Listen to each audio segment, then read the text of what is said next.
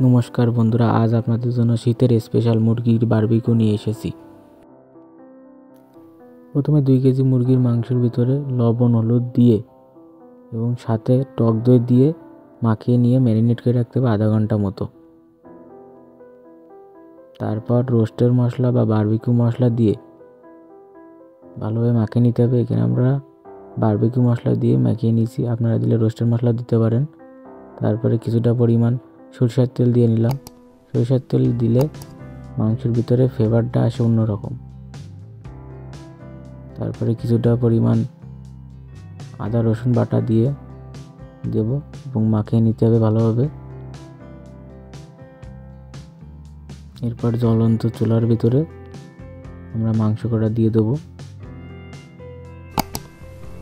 খেয়াল রাখতে হবে যাতে চারিপাশে আগুন ঠিক মতো যায়, নাহলে মাংসটা কাঁচা থাকতে পারে।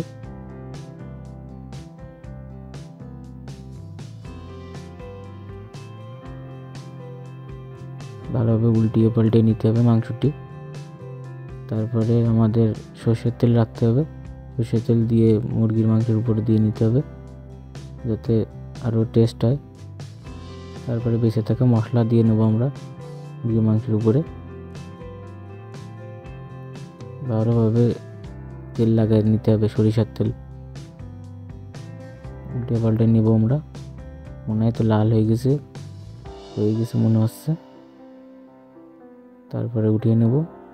আশা করি এভাবে রান্না করে দেখবেন, সহজ উপায়, আপনাদের ভালো লাগবে।